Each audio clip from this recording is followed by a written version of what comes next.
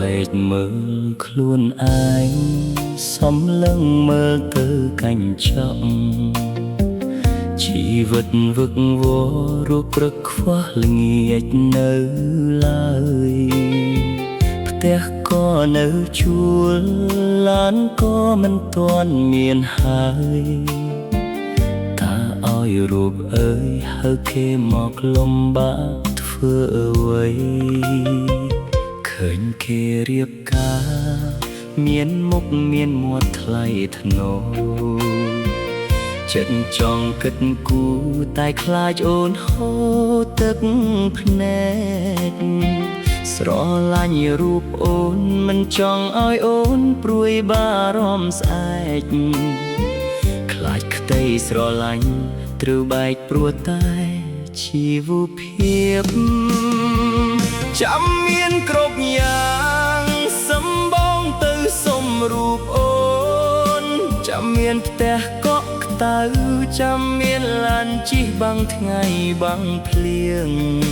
មិនចង់ឲ្យមាសស្ងួនមកតស៊ូទាំងត្រដាបត្រដួងបងចង់ឲ្យអូនគ្រងឈុតកូនក្រមុំដោយក្តីម៉ូតូណាក់ចាំមានគ្រប់យ៉ាងសម្បងលើកខាន់ស្លាសន្យានឹងខ្លួនឯងត្រូវតែរឹងមាំដើម្បីអូនឲ្យសមជាមេគ្រួសារដែលអូនអាចផ្ញើជីវិតបានសូមអូនរងចាំបន្តិចទៀតណាមចាស់ថ្លៃ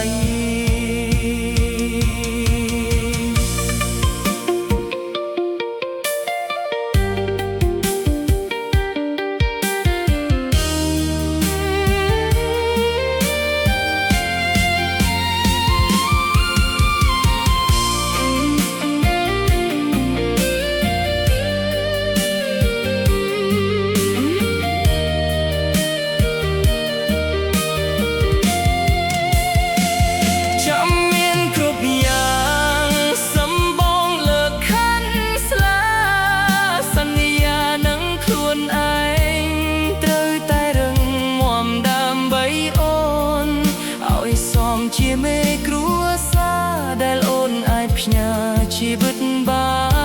នសូមអូនរងចាំបន្តិចទៀតណាមចាស់ថ្លៃ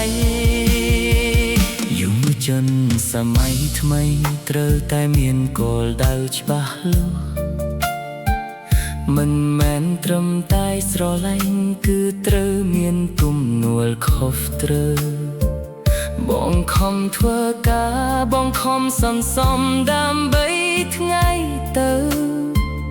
ដើម្បីឲ្យភ្លឺ